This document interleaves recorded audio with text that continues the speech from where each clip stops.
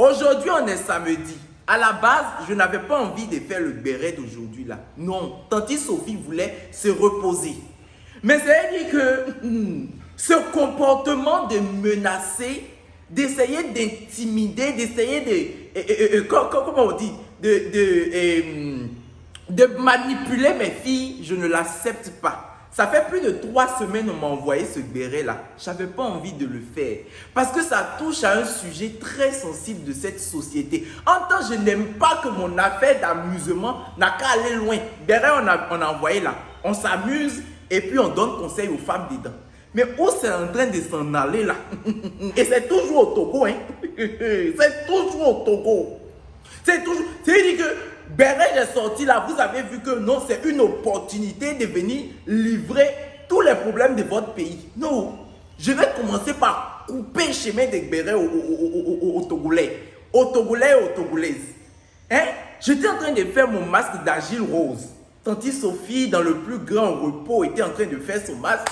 Là, je reçois un message Instagram de la fille qui m'a envoyé le béret là. Et elle me faisait les mises à jour de ce qui se passait depuis les 3 semaines où elle m'avait livré la chose.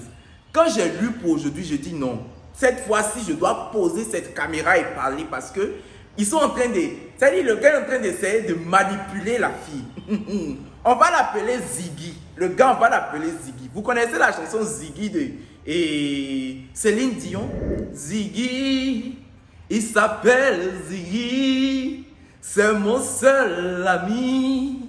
La première fois que je l'ai vu, je suis tombé sur lui dans la rue. Et je lui ai dit... Bon, elle monte dans les aigus. Elle monte dans les aigus. Mais moi, je fais un dièse bémol. Voilà. Dis que j'avais envie de lui. Parce que vraiment, c'est un sujet de Ziggy que j'emmène aujourd'hui. La fille, on va l'appeler Cendrillon. Oui. Ziggy et Cendrillon. Ziggy et Cendrillon se sont rencontrés à une fête d'une de leurs anciennes amies du collège. Les deux avaient fait le collège ensemble, mais n'étaient pas vraiment dans la même classe. Et donc, avec le temps, se sont perdus de vue après l'université et tout ça. Mais les deux se sont revus à la fête d'une amie, d'une de leurs anciennes amies. Et Ziggy était tellement bien habillé que quand Cendrillon a vu, Cendrillon a dit non. Mais ça, c'est un pain chocolaté sucré qui est là. Je vais m'avancer vers ce pain-là et essayer de le beurrer. Donc, quand elle s'est avancée, quand Cendrillon s'est avancé, Cendrillon a complimenté Ziggy sur son habillement. Et là, les deux se sont mis à parler. Et c'est là où ils ont découvert que, mais en fait, les deux avaient fait le même collège, étaient de la même promotion et tout ça. Donc, ils se sont échangés les contacts. Quand ils se sont échangés les contacts, chacun est parti de son côté. Ils ont commencé à discuter. Ziggy lui dit que lui-même, il était avec quelqu'un, mais que c'est arrêté. Cendrillon aussi dit que bon, son prince charmant l'avait déjà déposé. Donc, les deux ont commencé par discuter. Ils ont commencé par se trouver des affinités. Au final, la relation a commencé. Les deux ont commencé à sortir ensemble. Cendrillon dont je suis en train de parler là, c'est comme dans Cendrillon du dessin animé là. Elle est très travailleuse, c'est une femme très battante. C'est pas battante de Dubaï, c'est une femme battante, battante dans le sens propre du terme. Voilà. Donc, c'est une fille qui se dérange, qui travaille énormément et qui, elle a loué un espace, elle vit quelque part. Elle vit pas avec ses parents, elle vit quelque part, mais c'est pas le grand luxe, tu vois. C'est pas comme si il y avait de la moulure au plafond partout. C'est pas Versailles, si vous voyez ce que je veux dire. Elle a son petit coin, c'est pas très esthétique, si vous voyez. Donc elle dort chez elle, mais elle ne sait rien de Ziggy. Donc elle dit, Ziggy, si la relation va avancer, tu vas devoir venir vers moi, puisque moi je ne sais vraiment pas où toi tu es, rien de tout ça. Ziggy a dit pas de problème. Ziggy vient chez elle, elle cuisine, Cendrillon balaie, ils restent là ensemble, ils dorment là, ils mangent, ils sortent ensemble, ils reviennent, voilà. Donc Cendrillon s'est dit, mais vraiment le gars, il est vraiment décidé à venir, à faire partir de mon quotidien. Je l'ai fait venir dans mon monde, qui n'est pas le monde le plus propre du monde. Mais il aime bien quoi, vous voyez, il est bien, il ne fait pas de chichi et tout ça. Donc dans ça là, quand Cendrillon va voir que Ziggy est vraiment décidé à faire marcher cette relation d'un pas d'Amazon. Ziggy c'est garçon. Ziggy c'est garçon, mais on veut parler de Ziggy. Donc allons-y, on peut dire Amazon. Ziggy, on peut déposer Amazon sur toi. Ceux qui ne connaissent pas les Amazones, ce sont les anciennes guerrières du royaume de Dahomey. Les dignes représentantes de ce qu'est ce grand pays, le Bénin. Pause publicitaire pour mon pays. Donc comme je disais,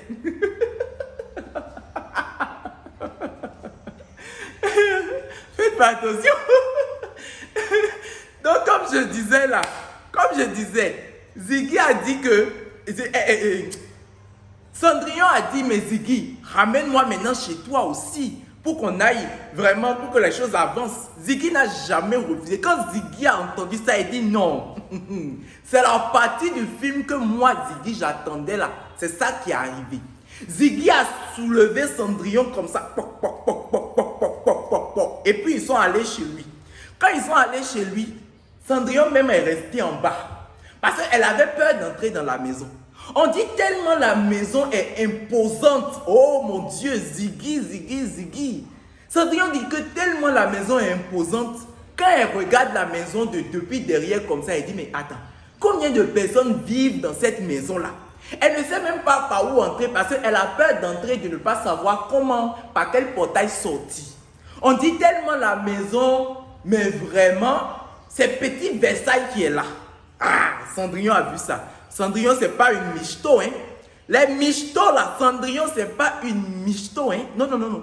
Quoi, bon, il n'est pas le même, je dis quoi. Ceux qui ne connaissent pas michto, là, c'est les filles qui courent derrière l'argent. Voilà. Cendrillon, c'est pas une michto, hein. C'est une fille très travailleuse. Ziggy allait présenter Cendrillon en même temps à sa maman.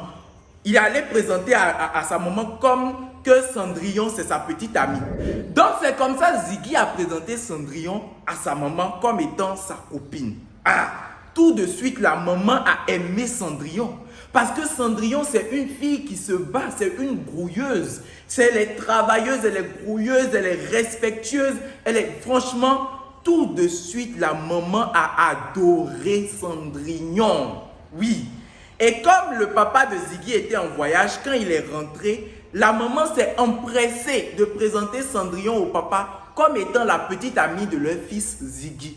Tout ça là, Cendrillon se dit, mais c'est normal. Je suis venu et il m'aime. Et puis voilà. Cendrillon a commencé à passer beaucoup plus de temps. Bon, pas beaucoup plus parce qu'elle passait 3 jours chez Ziggy et 4 jours chez elle-même. Donc chaque semaine, elle vient passer 3 jours chez Ziggy et 4 jours chez elle-même. Elle dit que si on est en train de chercher garçon romantique et puis on dépasse Ziggy, on ne va plus trouver. Ça veut dire que Ziggy est romantique jusqu'en où ils ont écrit romantique dans le dictionnaire là. C'est acte de naissance de Ziggy, on a collé là. On a collé, on a cacheté. L'infirmière qui a fait l'extrait de naissance de Ziggy, elle a fait erreur sur ça, elle avait mis romantique. Mais c'est les parents qui ont refusé et puis ils ont barré. Elle dit que tellement Ziggy est romantique. Et puis comme il a l'argent encore là, il est romantique fois 1000. Des sorties, des cadeaux, de petits voyages, de petites sorties. Franchement, sa vie a changé. Oui, Ziggy a mis la barre là. Ziggy a mis la barre tellement haute, il n'y a pas la personne qui va venir faire truc là. Vous voyez? Donc, ils étaient bien là, tout avançait tranquillement. Maintenant, les problèmes vont commencer. Oui, tout allait bien jusqu'à il y a de cela quelques mois où Cendrillon est tombé sur une discussion entre Ziggy et son ex. Ziggy et l'ex de Ziggy. L'ex de Ziggy dit qu'elle veut revenir dans la vie de Ziggy. Ziggy dit que bon, lui il ne sait pas trop parce qu'actuellement il est avec Cendrillon. En temps bien avant ça là, hein? Ziggy avait déjà proposé à Cendrillon que lui il veut aller rencontrer officiellement et officieusement les parents de Cendrillon. Oui, quand on est en train de parler des garçons, c'est de Ziggy on est en train de parler.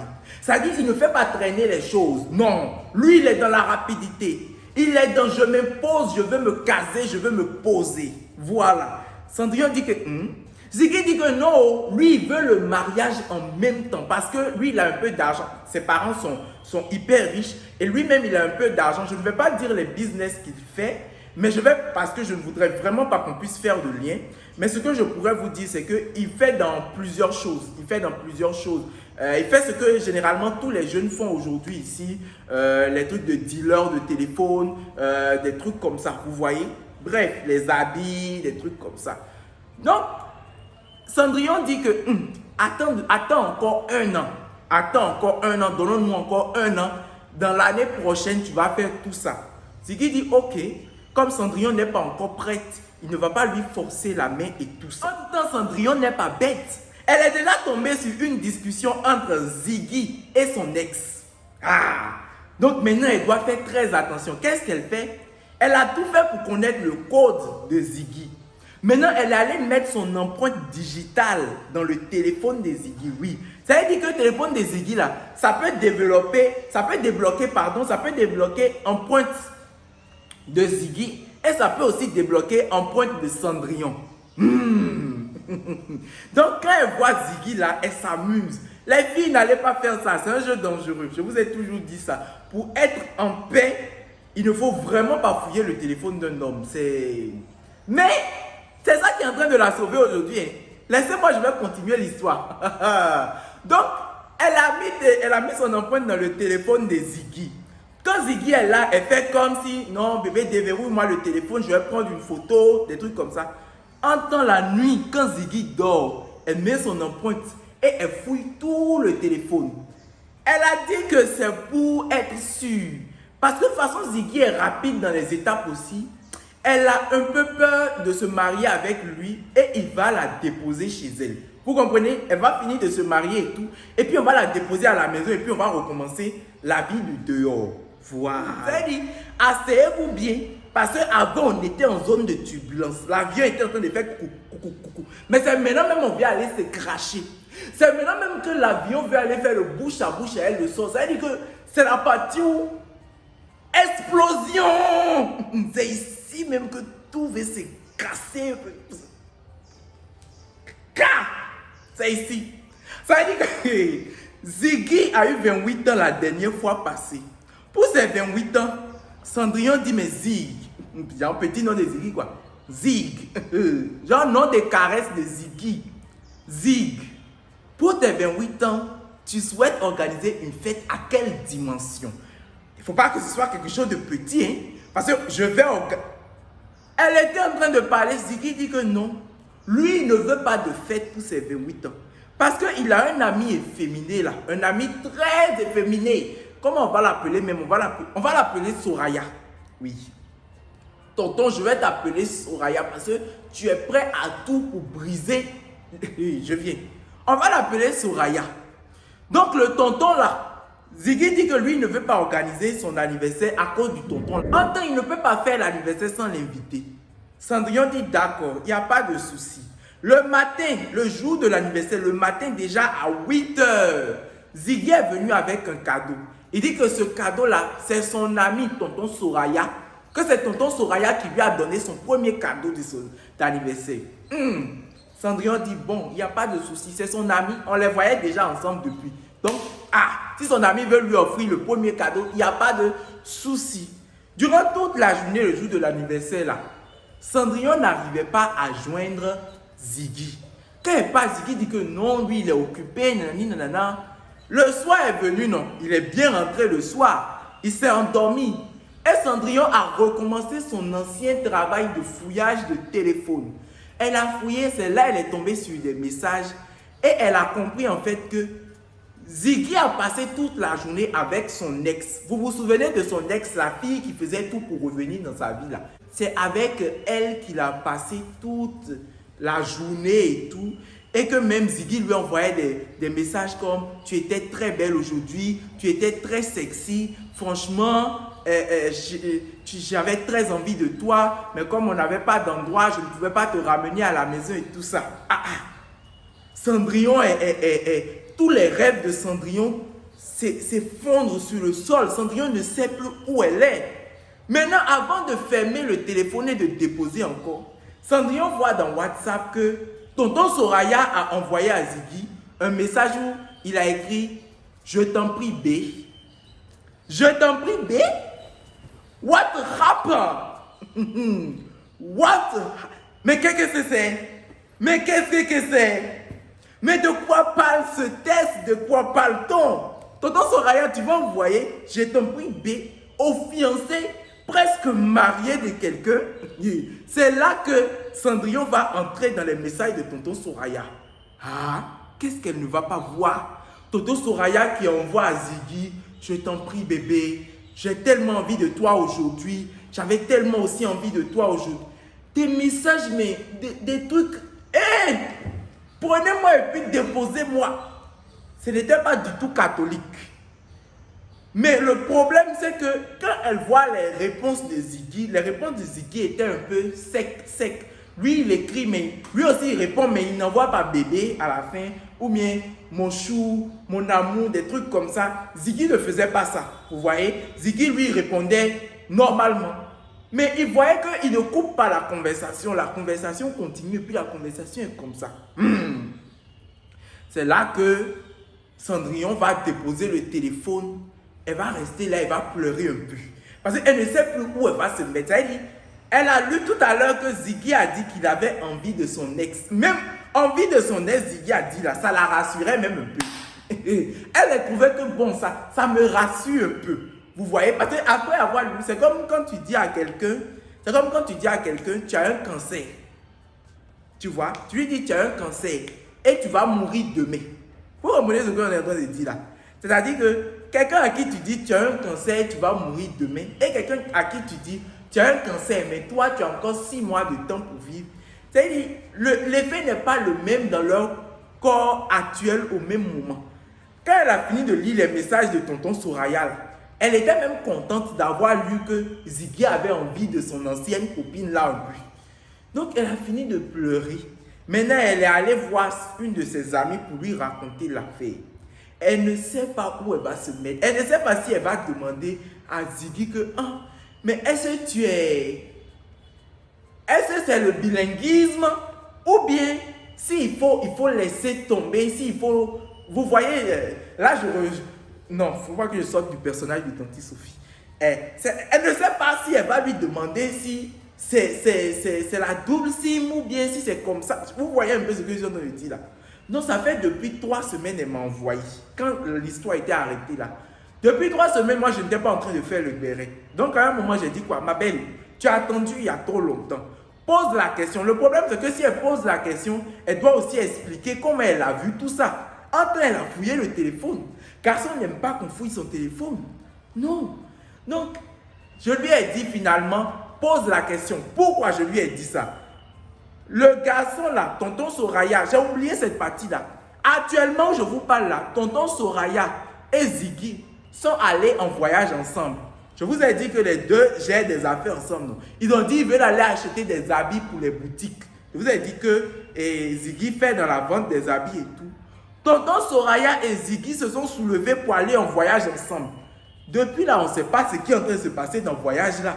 Vous vous envoyez déjà, tu m'as manqué bébé, je vais te soulever, je veux te descendre, je veux grimper sur les rideaux avec toi. Non, c'est normal que la fille elle ait peur.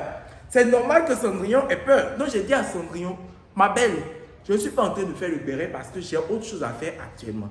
Ce que tu vas faire, il faut poser ta question. Parce que où la chose est déjà venue, c'est déjà gâté. Si tu ne poses pas, tu n'auras jamais la paix du cœur.